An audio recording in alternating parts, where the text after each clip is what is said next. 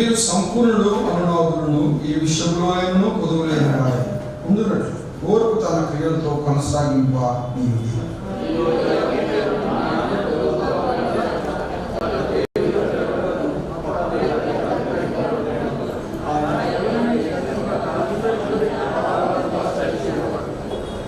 అయితే అతడు ఈ మాత్రము సందేహింపక విశ్వాసం తొడగవలను. సందేహించువాడు గాలి చేత రేపబడు ఎగిరిపడు సముద్ర తరంగంలో పోలి ఉండడు.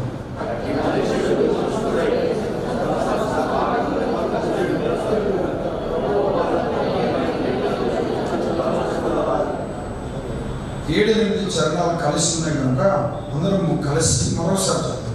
అతి మనసు ఈ మనసుపై తన సమస్త మార్గంలో వస్తువులు కనుక ప్రభు వల్ల తనకేమైనా దొరుకునని గమనించుకోవాలి. ప్రభు సాయం కోరుదాం. పరిశుద్ధులైన తండ్రి, మీరు ఎంతైనా నమ్మదైన దేవుడు, విజయవాడ మహాపట్టణాన్ని ప్రేమించి నీ స్వరక్తం ఇచ్చి సంపాదించిన సంఘాన్ని బట్టి మీకు స్తోత్రాలు.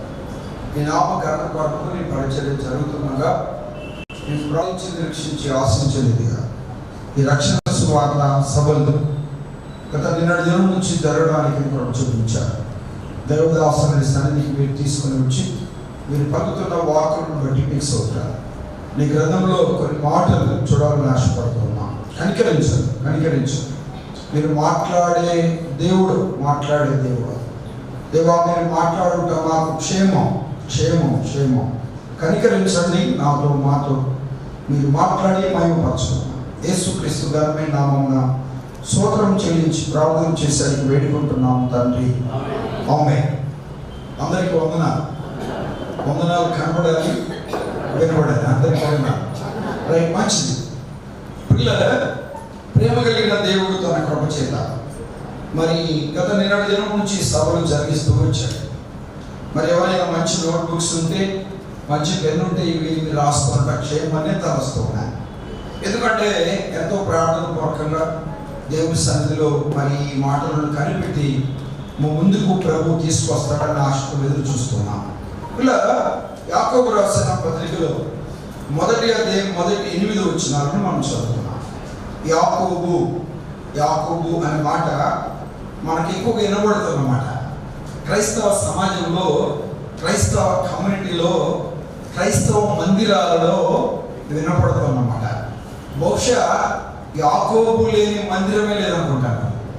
యాకోబు లేని క్రిస్టియన్ ఆ యొక్క కమ్యూనిటీ ఉండదేమో అనుకుంటారు. వీలైనంత వరకు తప్పకుండా యాకోబు అనే మాట లేదు, జాకోబు అనే మాట లేదు, జేమిస్ అనే మాట తుదకు వేరేంటిగా ఆ మాట కలిగిన వారు ఉండవచ్చు. చాలా జాగ్రత్తగా మనం ఇక్కడ గమనించినట్లయితే యాకోబు అనే మాటను మనకు పరిచయం అన్న మాటే పిల్లలు గమనించాలి. మరి యాకోబు అనే మాటల గురించి మనం ఆలోచన చేసినప్పుడు ఓల్డ్ టెస్టిమెంట్లో మనకు ఒక యాకోబు కనబడతాడు. పాత నిబంధన గ్రంథంలో మనకు ఒక యాకోబు కనబడతాడు. ఓల్డ్ టెస్టిమెంట్లో ఒక్క యాకోబు మాత్రమే మనకు కనబడతాడు. ఎలాంటి పిల్లలు గమనించాలి. మనం జాగ్రత్తగా గమనించినట్లయితే, ఆలోచన చేసినట్లయితే పిల్లలు గమనించాలి. ఆదికాండం 25వ అధ్యాయంలో ఆ యాకోబు పుడతాడు. వినండి, మనం జాగ్రత్తగా గమనించినట్లయితే మరి ఆదికాండం 49వ అధ్యాయంలో ఆ యాకోబు మరణాన్ని గురించిన వృత్తాంతాన్ని మనం చూడగలం. యాకోబు అంటే ఏంటో ఆదికాండం 25వ అధ్యాయంలోనే మనం గమనించినట్లయితే అన్నం మెడిమెను పట్టుకున్నవాడు లేక మోసగాడు అనే మాట అక్కడ కింద ఫుట్ నోట్లో మనం చూడగలం. పిల్లలు గమనించాలి. న్యూ టెస్టిమెంట్లో, కొత్త నిబంధనలో 4 యాకోబులను మనం చూస్తాం. ఎంతమంది చెప్పండి? 4 యాకోబులను మనం చూస్తాం. మరి చాలా జాగ్రత్తగా మనం గమనించినట్లయితే యాకోబు అనే మాట సహజంగా ఇంగ్లీష్లో మనం ఏమని పిలుస్తారు అని అంటే జాకోబ్ అంటారు కదా. ఇంగ్లీష్ బైబిల్ ఉన్న వారు ఎవరైనా చేయలేదండి ఇక్కడ. రైట్, మంచిది. పాప దగ్గర యాకోబు రాసిన పత్రికను మనం అక్కడ గమనించినట్లయితే ఇంగ్లీష్ బైబిల్లో ఈ యాకోబు రాసిన పత్రికలో జేమిస్ అనే మాట మనం చూడగలం. ఒక ప్రత్యేకమైన వరవడిని మనం ఇక్కడ పేరులో ఉన్న అర్థాన్ని మనం చూడగలం. పిల్లలు గమనించాలి. యాకోబు అంటే మోసగాడని, అంతేకాదు అన్నం మెడిమెను పట్టుకున్నవాడు అనే మాటలను మనం చూడగలం. మరి ఈ యాకోబును గురించిన మాటలను మనము గమనించినట్లయితే తీసివేయువాడు అని అర్థం ఇచ్చే మాటను మనం చూడగలం. తీసివేయువాడు అనే మాట అర్థం ఇచ్చేవాడుగా మనం చూడగలం. కొత్త నిబంధనలో 4 యాకోబులు ఉన్నారు అని మనం చూసాం, విన్నాం. 4 యాకోబులు ఎవరు అనే మాటను బట్టి మనం ముందు ఆలోచించే ముందు ఈ యొక్క యాకోబు రాసిన పత్రికలో 5 అధ్యాయాలను మనం చూస్తాం. ఎన్ని అధ్యాయాలు చెప్పండి? 5 అధ్యాయాలను మనం చూస్తాం. పిల్లలు గమనించాలి. మరి అంతేకాకుండా ఈ యాకోబు రాసిన పత్రికలో 108 వచనాలు ఉన్నాయి. ఎన్ని వచనాలు ఉన్నాయి? 108. 108 అంటే మనకు గుర్తు రావాలనుకుంటారు. ఏ నెంబర్ చెప్పండి? అంబులెన్స్. ఎప్పుడైనా ఎక్కారా? లేకపోతే ఎక్కి చేయడం ఉండవచ్చు. 108 ఎంత చక్కగా ఉందండి ఆ సంఖ్య. సరే, చాలా జాగ్రత్తగా ఉంది సార్. 5 అధ్యాయాలు ఉన్నట్టుగా మనం చూడగలం. అంతేకాకుండా క్రీస్తు శకం 59లో ఈ యొక్క యాకోబు అనబడిన వ్యక్తి ఈ యాకోబు రాసిన పత్రికను రాసిన చరిత్ర ఆధారంగా మనం చూస్తున్నాం. క్రీస్తు శకం 49 రాసినట్టుగా మనం చూస్తున్నాం. అంతేకాకుండా ఇలా గమనించాలి.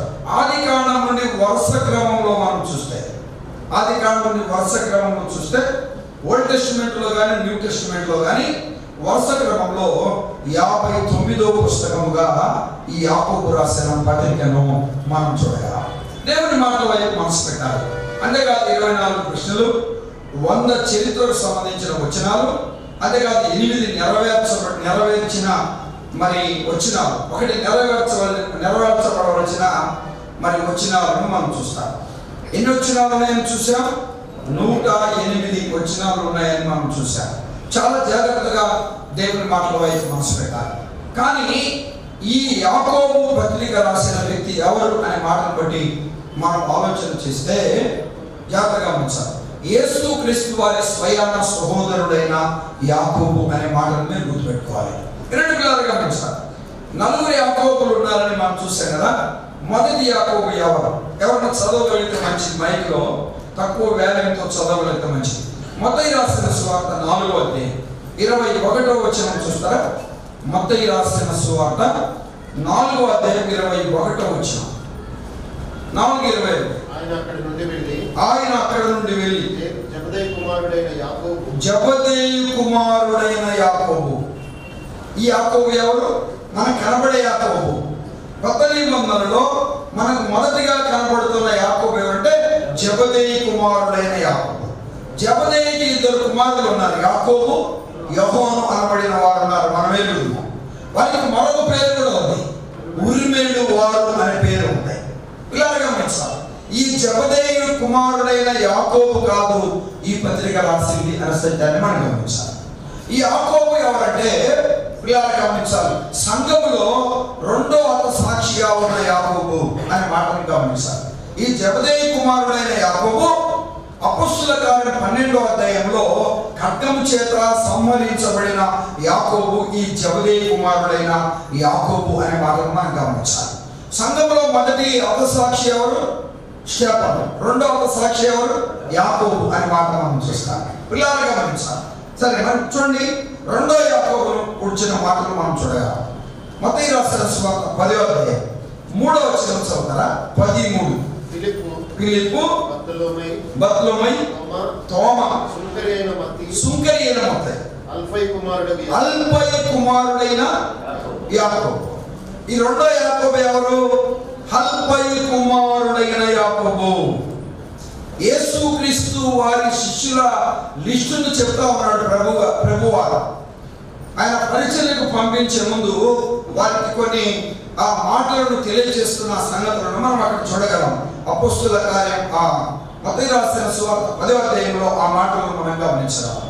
అల్ఫై కుమారుడైన యాకోబు. ఈ యాకోబు కూడా కాదు ఈ పత్రిక రాసింది. 2 పిల్లలు గమనించాలి.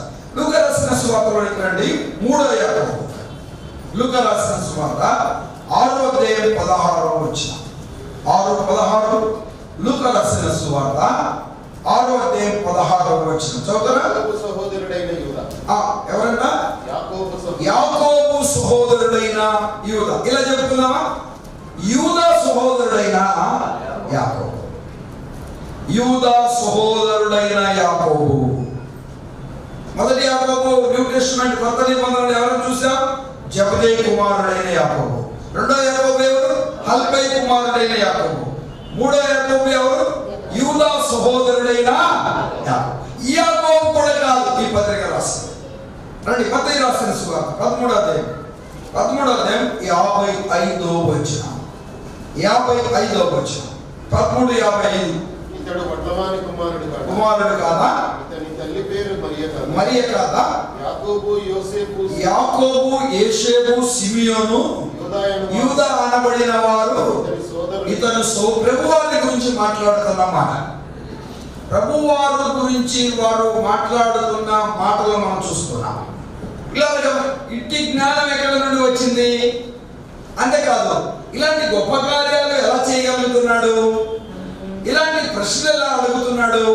ఇలాంటి అద్భుతాలు ఎలా చేయగలుగుతున్నాడు? ఆశ్చర్యపోయి, అయ్యో ఇతని తల్లి పేరు మరియ కాదా? ఇతని తండ్రి పేరు యోసేపు కాదా? ఇతడు వడ్లవాని కుమారుడు కాదా? పిల్లలు గమనించాలి. 4 వ్యక్తుల పేర్లు చెప్పాడు అక్కడ. యెహోను, సిమియోను, యూదా, యాకోబు అనబడిన వారి తన సహోదరుడు కాదా? ఈ పత్రిక రాసింది ఎవరు అంటే యాకోబు, యేసుక్రీస్తు వారి స్వయాన సహోదరుడు అనే సత్యాన్ని గమనించాలి.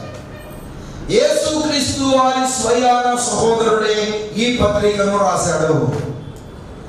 కొత్త నిబంధనలో ఎంతమంది యాకోబులను చూసాం? జబదే కుమారుడైన యాకోబు, హల్పై కుమారుడైన యాకోబు, యూదా సహోదరుడైన యాకోబు, మరియ కుమారుడైన యేసుక్రీస్తు వారి సహోదరుడైన యాకోబు అనే మాట మనం చూస్తున్నాం. దేవుని మాట వైపు మనం మనసు పెట్టాలి. పిల్లల చాలా జాగ్రత్తగా మనం గమనించినట్లయితే ఈ యాకోబు యేసుక్రీస్తు వారి స్వయాన సోదరుడే కానీ యేసుక్రీస్తు వారు తను జీవించిన దినములన్నిటిలో కూడా ఈ వ్యక్తి యేసుక్రీస్తును అంగీకరించిన వాడు కాదు. లేక రాదా? యోహాను రాసిన సువార్త 7వ అధ్యాయం 5వ వచనం చదువుతారా? యోహాను రాసిన సువార్త 7వ అధ్యాయం 5వ వచనం. 7:5 చూడండి. ఆయన సహోదరులైనను ఆయన యందు విశ్వాసం ఉంచలేదు. ఆయన సహోదరులు ఆయన యందు విశ్వసించలేదు. అంటే ఆయన బ్రతికిన దినముల్లో, ఆయన శరీరధారిగా ఉన్న దినాలలో యెహోను గాని, సిమియోను గాని, యూదా గాని, యాకోబు గాని యేసుక్రీస్తును విశ్వసించిన వారు కాదు అని బైబిల్ గ్రంథం స్పష్టంగా తెలియజేస్తున్నట్టుగా మనం చూస్తున్నాం. అంతేకాదు, తన స్వజనుడు కూడా ఆయనను అంగీకరించలేదు. యోహాను రాసిన సువార్త 1వ అధ్యాయం 11వ వచనం చూస్తారా? యోహాను రాసిన సువార్త 1వ అధ్యాయం 11వ వచనం. ఆయన తన స్వకీయుల యొద్దకు వచ్చెను, ఆయన స్వకీయులు ఆయనను అంగీకరించలేదు. కారణం ఏంటి? వినండి. వారి ఉద్దేశం ఏంటి? ఈయన చేయుచున్న అద్భుత కార్యములు, ఈయన చెప్తున్న అద్భుతమైన మాటలు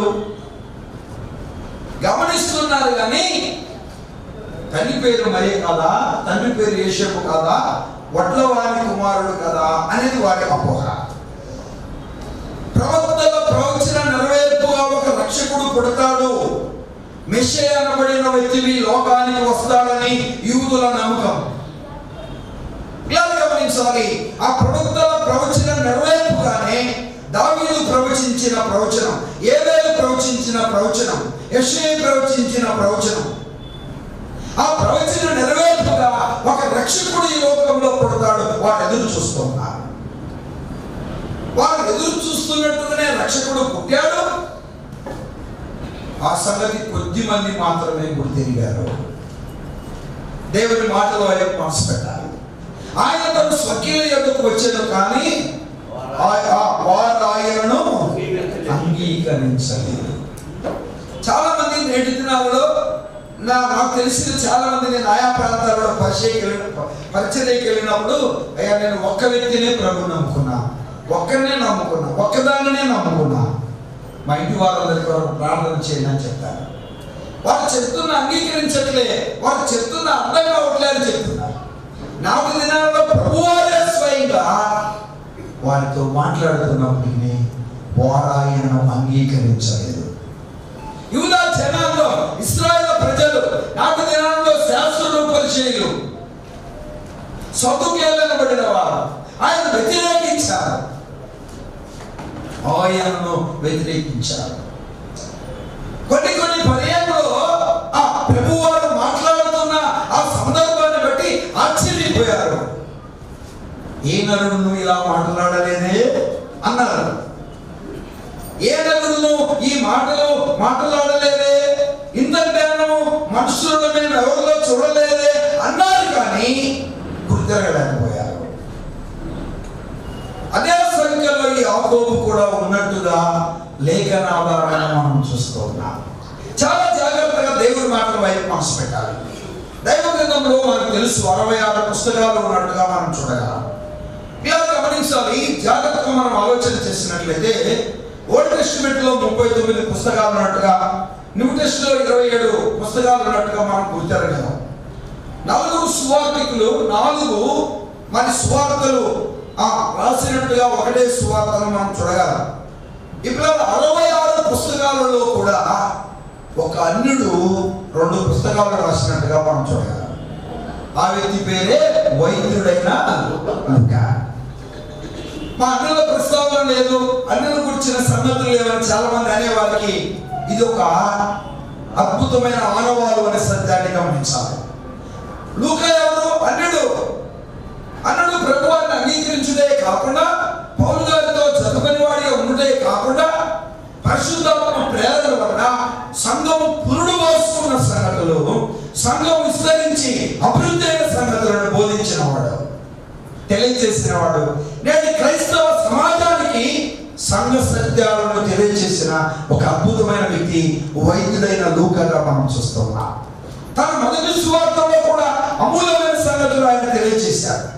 కానీ పౌలు గారు 14 పత్రికలు రాశాడని మనం ఎరుగుతాం.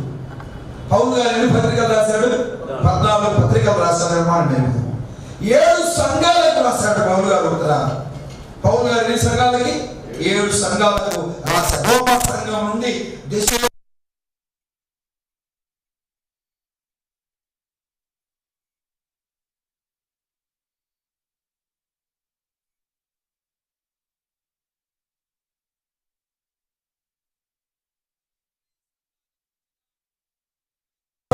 సందేహంలో ఉన్నా సరే, దాని జోలి మనం వెళ్ళట్లే. పౌలు గారు వ్యక్తులకు కూడా పుస్తకాలు రాశారు. వ్యక్తులకు కూడా పుస్తకాలు రాశారు. పిల్లలు గమనించాలి. మనం గమనించినట్లయితే కాపరి పత్రికలలో తిమోతికి రాసిన 2 పత్రికలు రాశాడు, తీతుకు రాసిన పత్రిక రాశాడు, ఫిలోమోనుకు రాసిన పత్రిక రాసినట్టుగా మనం చూడగలం. వినండి, ఎందుకు మనం ఈ మాటలు వింటున్నాము అని అంటే, వ్యక్తులు కూడా పత్రికలు రాశారు. వ్యక్తులకు రాశాడు, సంఘాలకు రాశాడు.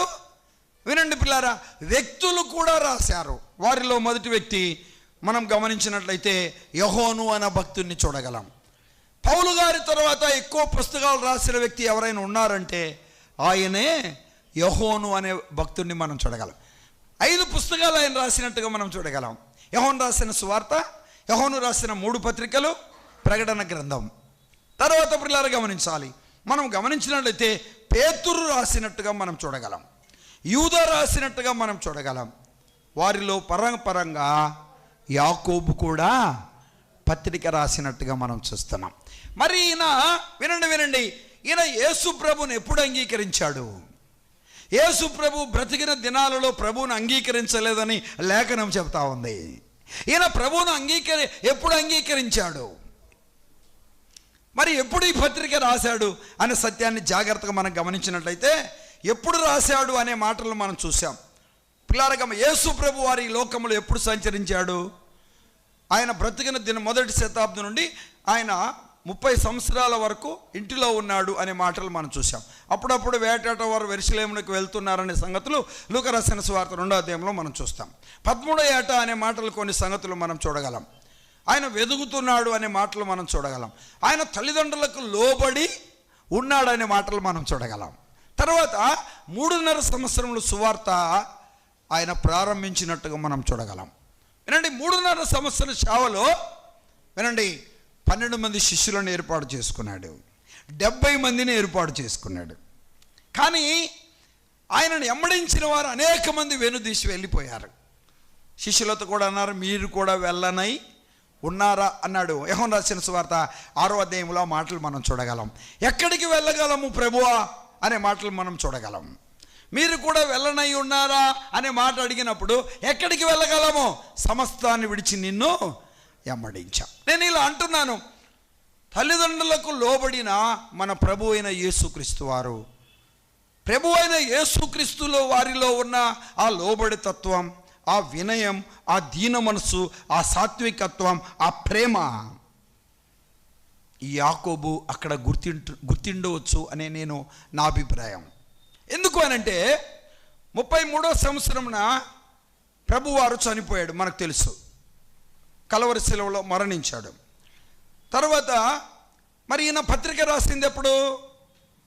49కి లేదు, 34, 49 మధ్యలో గ్యాప్ ఎంత ఉంది? 15 సంవత్సరాలు ఉంది. అంటే 15 సంవత్సరాలు అప్పుడు పుట్టాడు అనడానికి ఉందా? 15 సంవత్సరాల వ్యక్తి ఈ పత్రిక రాశాడని మనం చెప్పగలమా? కాదు.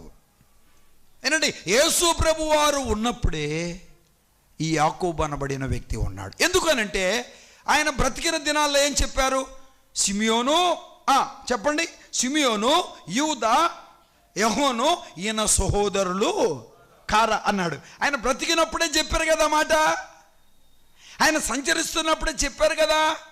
సిమియోను, యాకోబు, యూదా అనబడిన వారు ఈయన సహోదరులు కాదా అన్నారు. అంటే యేసు ప్రభు వారు సంచరిస్తున్నప్పుడే వారి సహోదరులు ఉన్నారని లేఖన భాగాన్ని బట్టి మనం చూస్తున్నాం. అంటే యేసు ప్రభు వారిని చాలా జాగ్రత్తగా వీరు చూస్తూ వచ్చారు, కానీ అంగీకరించలేదు, కానీ గుర్తిరగలేదు. పిల్లలు గమనించాలి, యూదులకున్న ఒక అజ్ఞానంలో వీరు కూడా ఉండి వచ్చేమో బహుశా, మెస్సీయ కొరకు కనిపెడుతుండవచ్చేమో బహుశా. తుదకు వేరీతిగైనా ఆయనలో ఉన్న గొప్పతనాన్ని వారు గమనించినట్టుగా మనం చూస్తున్నాం. ఆలోచన చేయాలి. పిల్లలు గమనించాలి. ఒక మాట చూడండి, లూకా రాసిన సువార్తలోనికి రండి, 2వ అధ్యాయం. దేవుని మాటల వైపు మనం మనసు పెడదాం. లూకా రాసిన సువార్త 2వ అధ్యాయం. మనందరికి తెలిసిన మాటలవి. ఆయా పరిస్థితులలో ఆ మాటలు మనం మాట్లాడుకుంటున్న సందర్భాలను మనం చూడగలం. 2వ అధ్యాయాన్ని మనం గమనించినట్లయితే పిల్లలకు గమనించాలి. 50 వచనం చదువుతారా? 2:50. అయితే ఆయన వారితో తమతో చెప్పిన మాటలను వారు గ్రహింపలేదు. వారికి ఏమి లేదు? గ్రహింపు లేదు. చెప్పండి, ఏమి లేదు? సోదరులంతా తలపైకి ఎత్తండి. నేను డాల్ నుంచి వింటున్నాం. ఏమన్నా అర్థమవుతుంది మనకు? మైండ్లో ఏమన్నా కూర్చుందా? మనతో ఏమన్నా దేవుడు మాట్లాడుతున్నాడా? పురికొల్పబడాలి, సవరించబడాలి, సరిచేయబడాలి, చక్కదిద్దబడాలి. మన ఆత్మీయ ఎదుగుదలకు మన లోపాన్ని ప్రభు ఏమన్నా చూపించాడా? వారు వినుచూ ఉన్నారు కానీ గ్రహించట్లేదు. వారు వినుటకు విందురు కానీ వారు గ్రహింపరని చెప్పారు. దేవుని మాటల వైపు మనసు పెట్టాలి. పిల్లలు గమనించాలి. స్థానిక సంఘము ఈ పరిసర ప్రాంతంలో చేరి వచ్చిన వారు, ఈ సభల ఉద్దేశం ఏంటి? ప్రభువా నాతో మాట్లాడు, నేను విశ్వాసినే కానీ, రక్షించబడిన వ్యక్తినే కానీ, సంఘ సావాసం కలిగిన వ్యక్తినే కానీ, నేను సవరించబడాలి, నేను సరిచేయబడాలి, నేను చక్కదిద్దబడాలి, నేను గ్రహించవలసిన సంగతులు చాలా ఉన్నాయి. ఈ మాట ఇలానే ఉంచండి. ఇర్మియా చెప్పాడు 33:3 ఏమన్నాడు? నాకు మొరపెట్టుము, నేను నీకు ఉత్తరం ఇచ్చేదను, నీవు గ్రహింపలేని గొప్ప సంగతులు, గూఢమైన సంగతులు నేను నీకు బోధిస్తానని చెప్పాడు. ప్రభు సన్నిధిలో, దేవా ఈ సభలలో నాతో మాట్లాడండి, నేను తెలుసుకోవాల్సినవి చాలా ఉన్నాయి, నేను సరిచేసుకోవాల్సినవి చాలా ఉన్నాయి, నేను చక్కదిద్దుకోవాల్సినవి చాలా ఉన్నాయి. నా లోపాన్ని నాతో తేటగా చూపించండి అనే మనసు కలిగిన వ్యక్తిగా నువ్వు రావాలి. మొరపెట్టడం అంటే ఏంటి? ప్రార్థన పూర్వకంగా చేరి రావాలి. ఏంటంటే మెనూ ఎలా ఉందండి? మెనూ భలే ఉందండి. మెనూలో ఐటమ్స్ ఏంటి?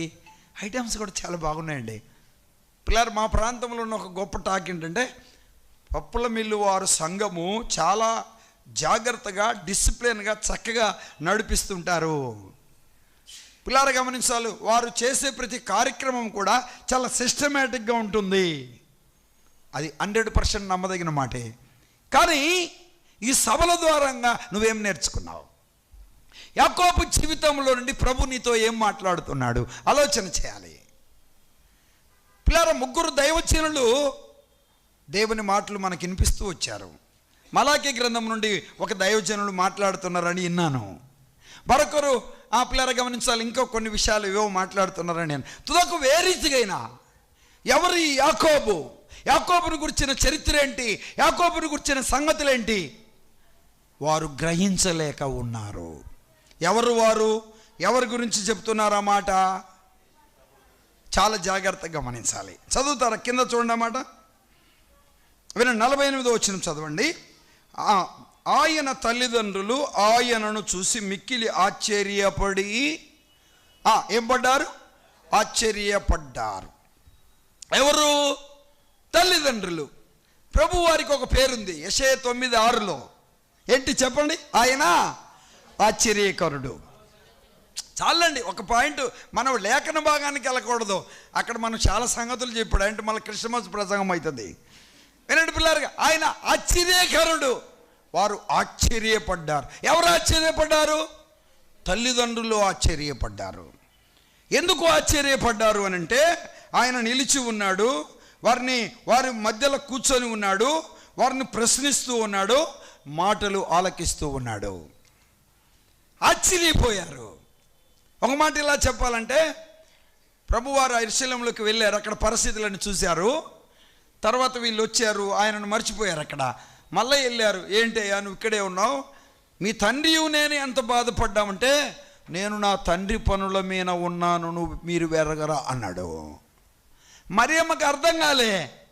ఏంది నాయనా, మీ నాన్న నేను ఎంత ఏడుతున్నాం, ఎంత బాధపడుతున్నాం, ఎంత దుఃఖపడ్డాం, మళ్ళీ మేము కాళ్ళ తెప్పులు పెట్టుకొని ఎటుపోయాడో ఏమో ఎత్తుకులాడుతూ వచ్చాం నాయనా అని అంటే, యేసుప్రభు అన్నాడు, నా తండ్రి పనుల మీద ఉన్నానని మీరు వెరుగరా అన్నాడు. మరియ గారు కూడా సంగతులు గ్రహించలేక పోయింది.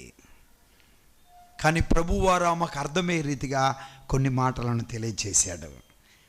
పిల్లరా, ఆ మాట అన్నప్పుడు అప్పుడు అర్థమైంది ఆమెకి, ఓహో గాబ్రియేలు దూత చెప్పిన మాట. పిల్లరా, దావీదు పట్టణమందు నేడు రక్షకుడు నీ గర్భాన పుడతాడు. ప్రవక్తల ప్రవచన నెరవేర్పుగా ఒక రక్షకుడు పుడతాడని పితరులు చెప్పారు కదా, ఆ ప్రవచన నెరవేర్పుగానే నీ గర్భాన్ని ఎన్నుకున్నాడు. ఇది ఎలా సాధ్యం? పరిశుద్ధాత్మ వలన నువ్వు గర్భము ధరిస్తావు. నీ గర్భాన పుట్టిన వ్యక్తి సర్వలోక పాప పరిహారము చేయడానికి వచ్చాడు, సామాన్యమైన వ్యక్తి కాదు అన్నట్టుగా పిల్లారా గమనించాలి. ఆమెతో ప్రభు తెలియచేసినట్టుగా మనం చూస్తూ ఉన్నాం. ఒక అద్భుతమైన మాట చూస్తారు అక్కడ, చాలా జాగ్రత్తగా గమనించాలి. వినండి, 51వ వచనం చదవండి. 51. అంతటా వారితో కూడా బయలుదేరి నజరేతుకు వచ్చి వారికి అండర్లైన్ చేసుకోండి. యవనస్తులు చాలామంది ఉన్నారు. ఎవరికి లోబడి ఉన్నాడు? అసలు ప్రభువారు ఏంటండి, ఆయన లోబడ్డం ఏంటి?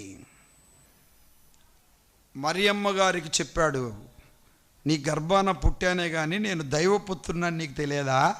నేనెవరో నీకు తెలియదా? నా తండ్రి పనుల మీద ఉన్నాను, తండ్రి చిత్తము నెరవేర్చుటకు ఈ లోకానికి వచ్చాను, తండ్రి చేత పంపబడ్డాను. తండ్రి తండ్రి తండ్రి అనే మాట మనం చూస్తూ ఉన్నాం. ప్రభువారు ప్రతి ప్రస్తావనలో కూడా తండ్రి మాటను ఉచ్చరిస్తూ వచ్చాడు. మరి తండ్రి వేరు, కుమారుడు వేరు, పరిశుద్ధాత్మ వేరు అనుకోమాకండి, మోసపోమాకండి. ఈ అంధత్వంలో చాలామంది ఉన్నారు. తండ్రి అయిన దేవుడే కుమారుడికి వచ్చాడు, కుమారుడైన దేవుడే పరిశుద్ధాత్మగా సంచరిస్తున్నాడనే సత్యాన్ని జాగ్రత్తగా గమనించాలి. వినండి పిల్లలు, గమనించాలి. యోహాను రాసిన సువార్తలో 17వ అధ్యాయంలో మేడగది సందేశంలో ప్రభు ఇలా చెప్పాడు, తండ్రి నీవు నాకు ఇచ్చిన పనిని సంపూర్తిగా నెరవేర్చి భూమి మీద నిన్ను మహిమపరిచాను. తండ్రి నీ చేతికి చెప్పండి నా ఆత్మను అప్పగించుకొనుచున్నాను. తండ్రికి కుమారుడికి ఉన్న బంధం చాలా గొప్పది. యెషయా గ్రంథంలో ప్రవచనాత్మకంగా 53:10 అతని నెలగొట్టుటకు యెహోవాకు తండ్రికి ఇష్టమైంది. ప్రభు ఎందుకు వచ్చాడు ఈ లోకానికి? తన ప్రాణం పెట్టడానికి వచ్చాడు. కొట్టబడాలి, ఇడవబడాలి, గాయపరచబడాలి, హింసించబడాలి, 3 మేకులకు వేలాడదీయబడాలి, తన శరీరాన్ని ప్రాణాన్ని కలవరి శిలువలో అప్పగించాలి. అందుకే వచ్చాడు ప్రభు. వారికి లోబడి ఉండెను. నా ప్రేమన చేయలేవన తమ్ముడు, తల్లిదండ్రులకు లోబడి ఉన్నామా? అసలు ప్రభువారు ఏంటండి? భూమి నా పాదపీఠము, ఆకాశము నా సింహాసనం అన్న ప్రభు తల్లిదండ్రులకు లోబడి ఉన్నాడు. తల్లిదండ్రులకు ఇచ్చే విలువను ఏనాడు ఆయన తక్కువ చూసినవాడు కాదు. తల్లిదండ్రులను ప్రేమించిన వాడు, తల్లిదండ్రుల కష్టంలో ఆ పనిచేసిన వాడిగా ఉన్నాడు. కానీ తల్లిదండ్రులు ఆ సంగతిని అప్పుడప్పుడు గుర్తిరగలేదు. ప్రభు అప్పుడప్పుడు వారికి ఆ మాటలు చెప్తూ, నీ తల్లియు నీ సహోదరులు నిన్ను చూడవచ్చిరి అంటే ఏమన్నాడు ప్రభు చెప్పండి? నా తల్లి ఎవరు, నా తండ్రి ఎవరు అన్నాడు. ఎవరు? మీరే కదా అన్నాడు. అప్పుడు అర్థమైంది మరియమ్మ గారికి. కానాని వివాహములు కూడా, నాయనా నువ్వేదో అద్భుతాలు చేస్తావు కదా అన్నట్టు, నాయన ద్రాక్షరసం అయిపోయింది, నాతో నీకేం పని అన్నాడు. అప్పుడు అర్థమైంది. అప్పుడప్పుడు ఆయన ఎవరో, ఎందుకు ఈ లోకానికి వచ్చాడో, ఆయన ఉద్దేశం ఏంటో అనే సంగతిని మరియ గారికి తెలియచేస్తూ వచ్చాడు ప్రభు. నాతో నీకేం పని అని ఈ రోజుల్లో తల్లిదండ్రులను పిల్లలు అంటే ఏం చేస్తారు చెప్పండి? ఏమ్మా ఈ బగలు కొడతారు. నాతో నీకేం పని అంటావా అంటారు చెప్పండి. నాతో నీకేమి పని? ప్రభువారు ఎవరో తెలియచేస్తూ వచ్చాడు. ప్రభువారు ఎవరో అర్థమయ్యేలాగా చెప్తూ వచ్చాడు. చూడండి లూకా రాసిన సువార్త, పిల్లలు గమనించేలా మాట చూడండి, 2వ అధ్యాయం 50 వచనం. అంతటా ఆయన వారితో కూడా బయలుదేరి నజరేతుకు వచ్చెను, వారికి లోబడి ఉండెను. చదవండి, కింద మాట చాలా నిలువైన మాట. లోబడి ఉండెను. ఆయన తల్లి, చదవండి బ్రదర్, ఆయన తల్లి ఈ సంగతులన్నీ హృదయములో భద్రపరుచుకొనెను. అబ్బా ఎంత మంచి మాట అండి. హృదయములో భద్రపరుచుకొనెను. హృదయములో భద్రపరుచుకుంది. ఏ మాటలు, ఏ సంగతులు? ఆయన మెస్సయ్యని, ఆయన ప్రభు అని, ఆయన రక్షకుడని, ఆయన విమోచకుడని, ఆయన సృష్టికర్త అని ప్రవక్తల ప్రవచన నెరవేర్పుగా ఈ లోకానికి వచ్చాడనే సంగతి తల్లికి అర్థమైపోయింది. హృదయంలో భద్రపరచుకొనెను. తల్లిదండ్రులకు విధేయుడయ్యాడు. ఎలాగా తల్లికి తండ్రికి లోబడి ఉన్నాడో, ఆ తండ్రి చేస్తున్న కార్పెంటర్ పనిలో, ఆ చెక్క పనిలో ఒక కుమారుడిగా బాధ్యతగా పనిచేశాడు. లోబడ్డం అంటే అదే కదండి. అప్పుడు ఈ యాకోబు, యూదా, సిమియోను గమనిస్తూ వచ్చారు. ఏంట్రా మా అన్నలో ఇంత విధేయత, ఇంత తగ్గింపు, ఇంత లోబడితనం? ప్రభువారిని చూసి నేర్చుకున్నారు. ప్రభువారిని చూసి నేర్చుకున్నారు. ఎప్పుడు యాకోబు ప్రభు నమ్ముకున్నారు అని మాటను బట్టి ఆలోచన చేస్తే చూడండి, ఆ మాట చూడండి, జాగ్రత్తగా గమనించాలి. వాక్యం వైపు మనసు పెడతాను. కొరింథీయులకు రాసిన మొదటి పత్రిక 15వ అధ్యాయం 7వ వచనం. ప్రభువారి పునరుద్ధానాన్ని గురించి ఎవరెవరికి ఆయన కనపడ్డాడు అని చెప్తున్న లిస్టులో ఒక పేరుని చెప్పాడు. చదవండి అన్నమాట. యాకోబునకును. చాలండి, మనకి యాకోబు మాట ఉంటే చాలు, ఇంకా మనం ఎక్కడికి పోకూడదు. యాకోబు అన్న గురించి చూస్తున్నాం కాబట్టి యాకోబు గురించే చాలు. యాకోబుకు ప్రభువారు కనపడ్డాడు. ఆ పరిస్థితులన్నీ చూశాడు. తండ్రికి విధేయుడైన పరిస్థితి. బహుశా మరియ గారు ఆ మాటలు చెప్పి ఉండవచ్చు. ఎవరు చెప్పి ఉండవచ్చు? మరియ చెప్పి, యేసేపు చెప్పి ఉండవచ్చు. యోసేపుకు తెలుసు, మరియ గారికి ఆ సంగతులు తెలుసు.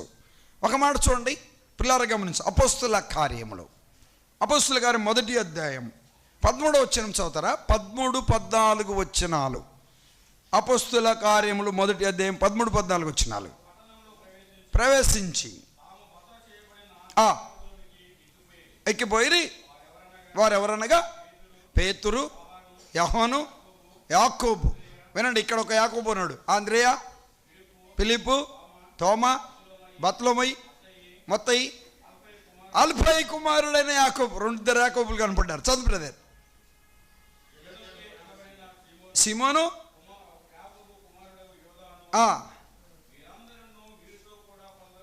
స్త్రీలు అంటే 3 యాకోబులు ఉన్నారు ఇక్కడ. చదవండి ఇక్కడ.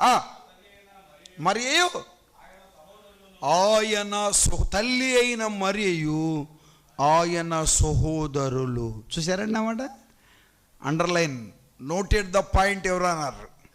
ఏనండి, చదవండి. ఇంకేమన్నాడు అక్కడ చూస్తారా? ఆయన తల్లి అయిన మరియు ఆయన సహోదరులు వెడతెగక ప్రార్థన చేయుచున్నారు. ఎక్కడ జరిగింది ఈ సంగతి? ప్రభువారు ఆరోహణమయ్యాడు 1వ అధ్యాయంలో. పరిశుద్ధాత్మ దేవుడిగా దిగిరాలే అప్పటికి. 2వ అధ్యాయంలో వచ్చాడు ఆయన. వారు కూడి ప్రార్థన చేయుచున్నారు. అంటే తల్లి అయిన మరియతో ఎవరున్నారు? ఈ యాకోబు ఉన్నాడు. ప్రార్థించే గుంపులో యాకోబు ఉన్నాడు. ప్రార్థించే గుంపులో ఉన్నాడు. ఆయన తిరిగి లేచిన తర్వాత యాకోబుకు కనబడ్డాను. అబ్బా, బహుశా చెప్పింటాడేమో, బ్రతికిన దినాలలో మాట్లాడిండవచ్చేమో.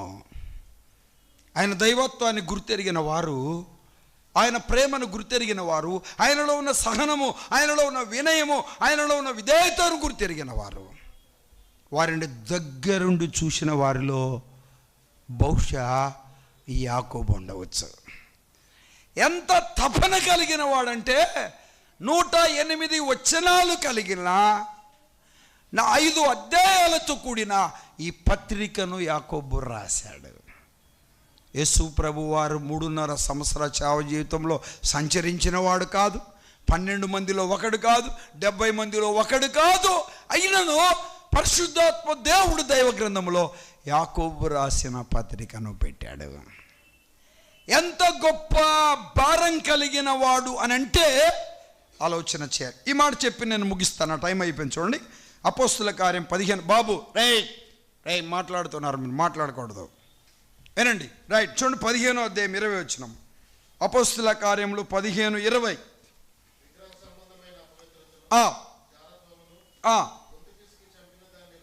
రక్తమును పత్రిక రాసి పంపవలనని నా అభిప్రాయం. ఎవరిది అభిప్రాయం? యాకోబుది. తర్వాత చదవండి అన్నమాట. వినండి, చాలండి, ఇలాగ చెప్తా, ఎందుకంటే నా సమయం అనేది ముఖ్యం. ఎందుకంటే టైం టేబుల్ ఇచ్చేది, దాని ప్రకారం ఫాలో కావాలి. వినండి పిల్లలు, గమనించాలి. యాకోబు ముందు పేతురు మాట్లాడాడు, అది పెద్దల సభది.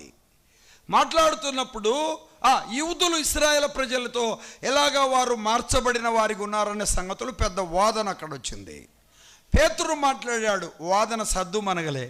యాకోబు లేచి ఇలా మాట్లాడాను అని మాట చూస్తాం. అక్కడ ఏం మాట్లాడాడు అని అంటే, ఎవరికి ఎలా చెప్పాలి, ఎలా అర్థమయ్యే రీతిగా చెప్పాలి, వారిని ఏ రీతిగా ఆ సమస్య సద్దిమణిగిపోద్దో. దేవుని ప్రేమను వెరుగని అన్ని జనాంగములు విగ్రహారాధిక జీవితంలో ఉన్నవారు ప్రభు దగ్గరికి వచ్చినప్పుడు వారిని ఏ రీతిగా మనము దైవికంగా ప్రోత్సహించాలో ఆ సంగతులను చెప్పాడు. ఎప్పుడైతే యాకోబు గారు లేచి మాట్లాడాడో అక్కడ సమస్య ప్లరగమని సమాప్తమైపోయింది. ఇంకో మాట చెప్పిన, పత్రిక రాయవలనని నా అభిప్రాయం అన్నాడు. వినండి, చూసారా మాట? పత్రిక రాయవలనని నా, ఇలా చెప్పాడు. బహుశా అక్కడ యూదా తప్ప శిష్యులంతా ఉన్నారేమో, ఇలా చెప్పాడు. యాకోబు గారు ఇలా చెప్పాడు, పేతురు గారికి చెప్పాడు. అక్కడ యెరూషలేములో ఎవరెవరు పెద్దలుగా ఉన్నారో వారందరితో చెప్పారేమో, నా అభిప్రాయం ఇది, పత్రిక రాయవలని. తన మనసులో ఏముంది? పత్రిక రాయాలనే ఒక అభిప్రాయం ఉంది. పిల్లలు గమనించ, పరిశుద్ధాత్మ చేత ప్రేరేపించబడిన వాడిగా పత్రిక రాయాలి అభిప్రాయం అన్నాడు. పత్రికను రాశాడు. యాకోబు రాసిన పత్రిక యేసుక్రీస్తు వారి సహోదరుడు రాశాడన్న సత్యాన్ని గమనించాలి. ప్రభువారు తన్ను తాను ప్రత్యక్షపరచుకునటం వలన యేసుక్రీస్తు సొంత రక్షకుడిగా అంగీకరించాడు. Noted the point. పిల్లలు గమనించాలి, ఆయన యాకోబుకు కనబడెను. తల్లి అయిన మరియతో ప్రభు సన్నిధిలో కూర్చొని ప్రభు పాదాలు పట్టుకునే అనుభవం కలిగిన వాడు యాకోబు. ఇంకో మాట చెప్పాలంటే ధర్మశాస్త్రమును వెరిగినవాడు. పితరుల పద్ధతులు తెలుసు. పెద్ద ప్రవక్తలు, చిన్న ప్రవక్తలు, న్యాయాధిపతులు, రాజులు, యాజకులు, లేవీలు ఏం ప్రవచించారో ఆ ప్రవచనాల గురి తిరిగిన వాడు యాకోబు. తండ్రి దగ్గర ఉన్నాడు, తల్లి దగ్గరలో ఉన్నాడు. ప్రభువారు ఎలా లోబడి ఉండుట, ప్రభువారు పట్టుకొని పడుట, ప్రభువారు హింసించబడుట, ప్రభువారు మరణించుట, ప్రభువారు కలవరి శిలువలో చనిపోవుట, ప్రభువారు తిరిగి లేయుట గురి తిరిగిన వాడు. తను ప్రత్యక్షపరచుకొనుట వలన ప్రభువు రక్షకుడని గుర్తిరిగాడు.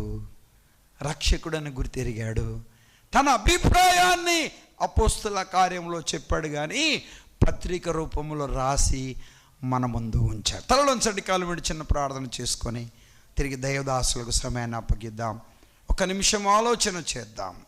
ఆయన తన స్వకీయుల యొద్దకు వచ్చెను, ఆయన స్వకీయులు ఆయనను అంగీకరించలేదు. ఆయన సహోదరులు ఆయనను అంగీకరించలేదు.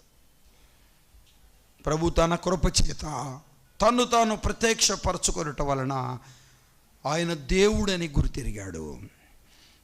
తల్లిదండ్రులకు లోబడి ఉండటం వలన ఆయనలో ఉన్న ఒబిడెంట్ చూశారు యాకోబు, విధేయతను చూశారు. తల్లి, ప్రభుకు లోబడి ఉన్నామా? ప్రభుకు లోబడే వారిగా ఉన్నాం, తల్లిదండ్రులకు లోబడే వారిగా ఉన్నామా? ఆలోచన చేయాలి.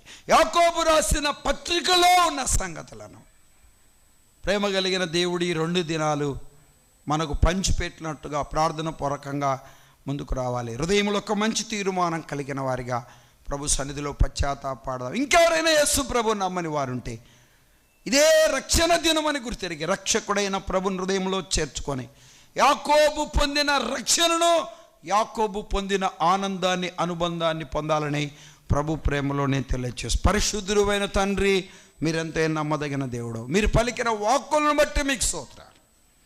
తిరిగి మాట్లాడుతున్న దాసులతో నీ కృప చూపించండి. తిరిగి మధ్యాహ్నం, రాత్రి, రేపుడు దినమును జరగబోతున్న పరిచర్యలో నీ సహాయాన్ని మేము అనుభవించే ధన్యతని అమ్మకు అనుగ్రహించమని యేసుక్రీస్తు ఘనమైన నామములో ప్రార్థన చేసి అడిగి వేడుకుంటున్నాము తండ్రి. ఆమేన్, ఆమేన్.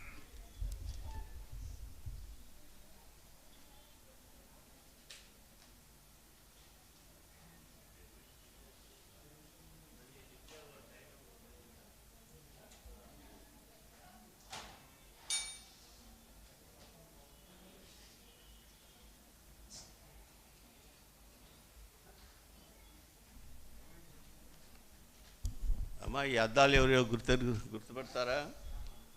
క్రింద ఎవరో అద్దాలు స్పెట్స్ మర్చిపోయారు. అవి కావాల్సిన వారు తీసుకోండి. కావాల్సిన వారు కాదు, అద్దాలు కాదు, లేని వాడు. ఎవరిదన్నా చేతులు ఇస్తారా? ఎవరిదో పంపిస్తాం. ఎవరు లేరా? సరే, దేవుని సేవకులకి అదేమో కొద్దిగా 11, 12, 11 అయింది. ఇదేమో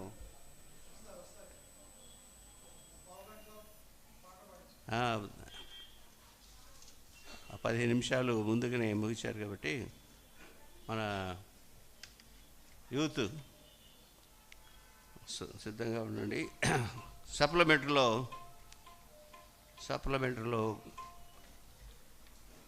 12వ కీర్తన పాడుకుందాం. మధ్యాకాశమందు మహిమతోడ రానున్న ప్రభువునకు స్వాగతమియా. సప్లిమెంట్లో 12వ కీర్తన. మధ్యాకాశమునందు మహిమతోడా రానున్న ప్రభువునకు స్వాగతమియా. మధ్యాకాశమునందు మహిమతోడా రానున్న ప్రభువునకు స్వాగతమియా. దివిటీని వెలిగించుమా ప్రియమైన ఓ సంగమా, వధువైన ఓ సంగమా. మధ్యాకాశమునందు మహిమతోడా రానున్న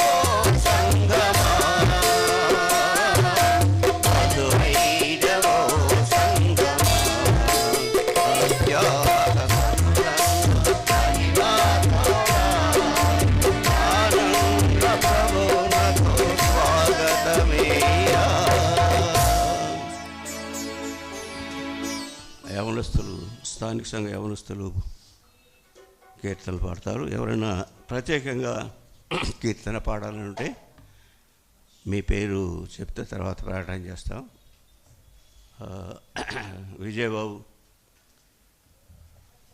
రండి, మీరు ప్రకాష్.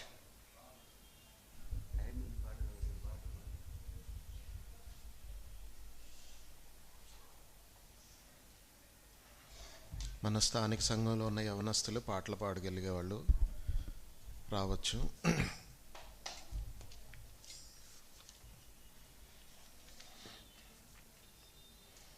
అదే సప్లిమెంటరీలో 10వ పాట పాడుకుందాము. ఎండమావులే జీవనదులై.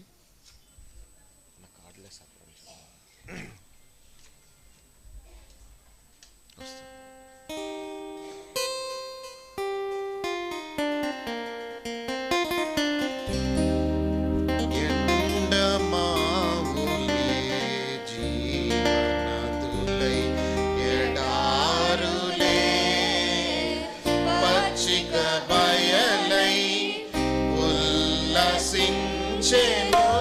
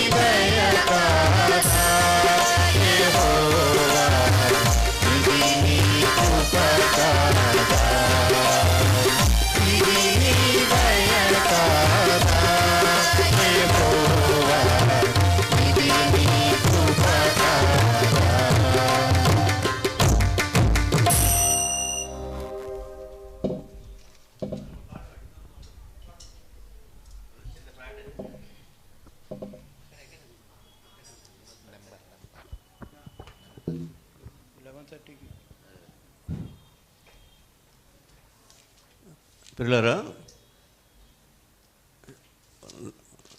1:15 మీటింగ్ ముగించి పడుతుంది. షుగర్ వాళ్ళు ఎవరు ఉంటే 2 బిస్కెట్ తిని టీ తాగి రావచ్చు. 11:30కి టీ బ్రేక్. మేము టీ అలవాటు లేదు అన్న వాళ్ళు ఇక్కడే కూర్చొని పాటలు పాడుతూ ఉంటారు. మరి కొద్దిగా బిస్కెట్ తిని టీ తాగవలసిన వాళ్ళు వెళ్ళి 11:30కి వెళ్ళి 11:45 కల్లా మళ్ళీ పైకి రావాలి. గమనించండి, అప్పుడు దాకా వీళ్ళు పాటలు పాడుతుంటారు. సరే పిల్లరా గమనించండి. యవనస్తులను ఎవరెవరో చేతులు ఎత్తండి. స్త్రీలు కానీ పురుషులు యవనస్తులు అన్నవాళ్ళు చేయొచ్చలే. ఓకే, యవనస్తులు అందరూ వచ్చి ముందు కూర్చోవాలి.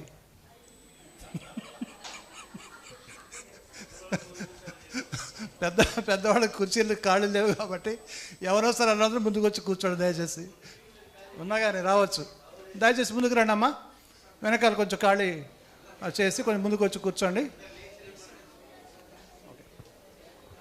పాట పాడుతుండగా అందరూ లేచి నిలబడి ఒకసారి ఒక 2 నిమిషాలు. పెద్ద పాటల పుస్తకంలో 493వ పాట పాడదాం. ప్రభు యేసు నీ కన్నులారా గాంచేదము ముదమారా.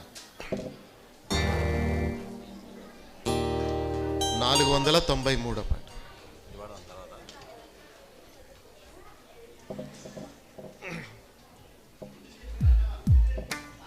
ప్రభు యేసుని కన్నులారా గాంచేదము 493.